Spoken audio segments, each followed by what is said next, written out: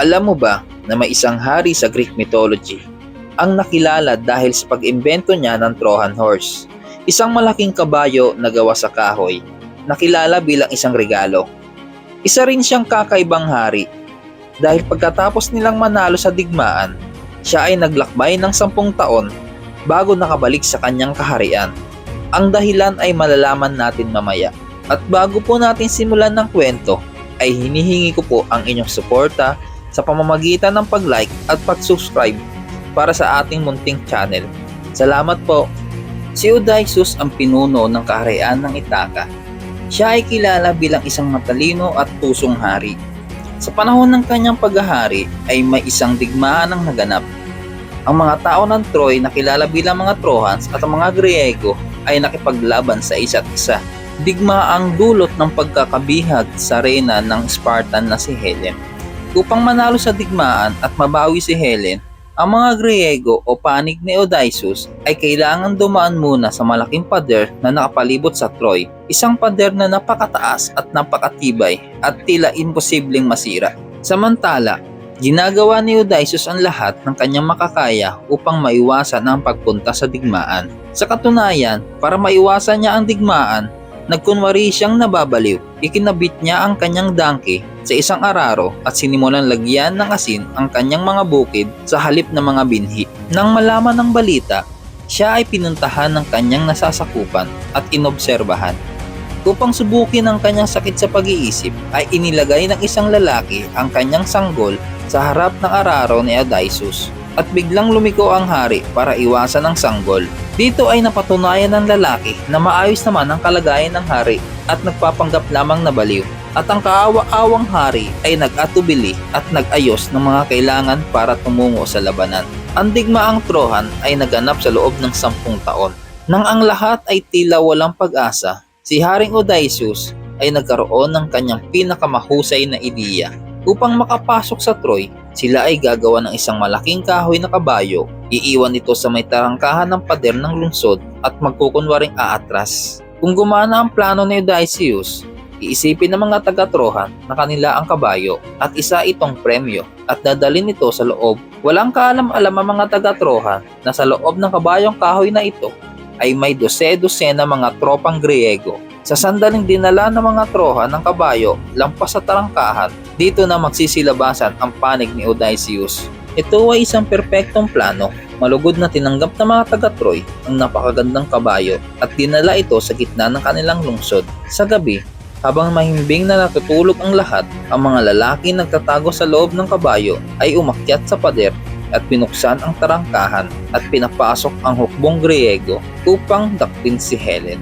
At dito ay matagumpay nilang nagawa ang plano. Salamat kay Odysseus, nanalo ang mga Griego sa digmaang Trojan at oras na ng hari para magtungo sa kanyang tahanan. Pagkatapos ng 10 mahabang taon, sinimulan ni Odysseus at ng kanyang mga tauhan ang paglalakbay pabalik sa kanilang tahanan na dapat ay isang maikling biyahe lamang. Ngunit isang malakas na bagyo ang nagtulak sa barko ng hari para maiba ang kanilang daang tinatahak.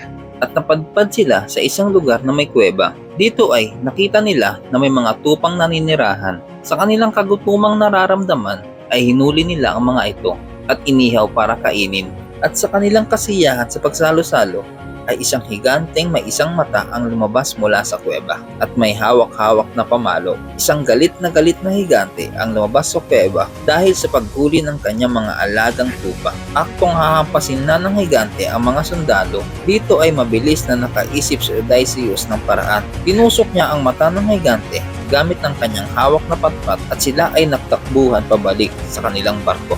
Sa karagatan, habang sila ay naglalayag, narinig ni Odysseus ang nakakatakot na awit ng mga sirens, mga nilalang na may katawan ng ibon, mga muka at boses ng mga babae, at maraming masasamang hangarin. Karaniwan, ang mga sirens ay may kakayahang maghipnotismo sa mga mandaragat sa isang masindak na estado sa kanilang pagkanta, at ang mga mandaragat ay babagsak at mamamatay. Ngunit ang matalinong hari ay alam ang nakakatakot na katotohanan tungkol sa mga sirens na ito, kaya't nilagyan niya ng beeswax ang kanyang mga tenga at ang mga tenga ng kanyang mga crew. At dahil dito ay nakapaglayag sila ng ligtas. Sa pagpapatuloy, si Odysseus ay dumaan sa karanasan na may kinalaman sa mga Charybdis, isang malaking alon na lumulunok at naglalabas ng tubig 3 beses isang araw na nagiging sanhi ng malaking alimpuyo na nagdudulot ng panganib sa mga barko. Sa kanyang paglalakbay pabalik sa kanyang tahanan sa Ithaca pagkatapos ng Trojan War,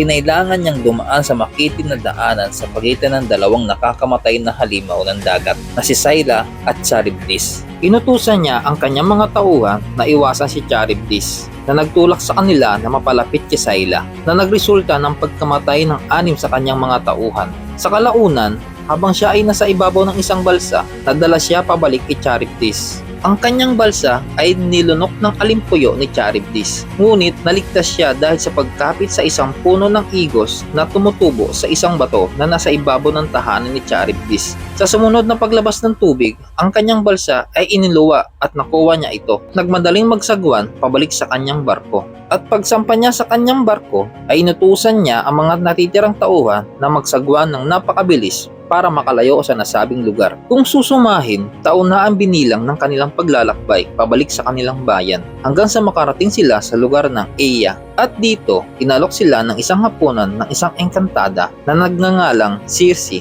Siya ay may ugali na gawing hayop ang mga tao at ang kanyang palasyo ay binabantayan ng mga leon, oso at lobo. Lahat ng mga hayop na ito ay dating mga lalaki na kanyang nalinlang. Nagsimula na ang hapunan. Ipinasa ni Odysseus ang mga pagkain sa kanyang mga sundalo at sa sobrang gutom ng mga sundalo ay agad nilang kinain ang mga pagkaing iniabot ni Odysseus. Walang kaalam-alam ang mga nakakain na nilagyan ito ng gayuman ni Circe para gawin silang mga hayop at maging isa sa mga magbabantay sa palasyo. Upang maibalik ni Odysseus ang kanyang mga kaibigan sa anyo ng tao, humingi ng tulong si Odysseus sa Diyos na si Hermes na nagbigay sa kanya ng isang espesyal na damo na magpoprotekta sa kanya mula sa mga spell ni Circe. Hinarap ni Odysseus ang engkantada, pinagbantaan niya ito at itinutok ang kanyang espada. Inutusan niyang ibalik ang kanyang mga kaibigan sa anyong tao at nang mangyari ito ay agad silang umalis sa nasabing isla. Sa ibang bersyon ay sinabihan si Odysseus ng diwatang si Circe na huwag niyang sasaktan ang mga baka ni Helios anuman ang mangyari. Gayunpaman, kumain pa rin ang kanyang mga tauhan ng mga baka kahit na may babala na nagtulak kay Helios na humiling ng tulong kay Zeus na wasakin ang barko ni Odysseus. Upang matugunan ang hiling ni Helios, sinira ni Zeus ang barko ni Odysseus gamit ang isang kidlat na pumatay sa lahat maliban kay Odysseus na hindi kumain ng baka. Si Odysseus ay hindi lamang isang magaling na mandaragat, magaling din siyang lumangoy. Ang kasanayang ito ay naging kapaki-pakinabang nang hampasin ni Zeus ang kanyang barko gamit ang isang kidlat. Winasak ang barko at pinatay ang lahat ng sundalo maliban kay Odysseus. Dito ay lumangoy si Odysseus sa loob ng 10 araw bago makarating sa pangpang sa isang isla. Nang maglaon, siya ay gumawa ng isang balsa para makabalik sa kanyang lugar na pinamumunuan. Sinimulan niya ulit maglakbay gamit ang isang balsa. Pinaikot-ikot ni Poseidon ang karagatan na may malakas na bagyo na naging sanhi ng pagkasira ng balsa ni Odysseus. At muli, si Odysseus ay lumangoy. Sa pagkakataong ito ay sa wakas, nakauwi na siya ng ligtas sa kanyang tahanan na muling nakasama ang kanyang asawa na si Penelope.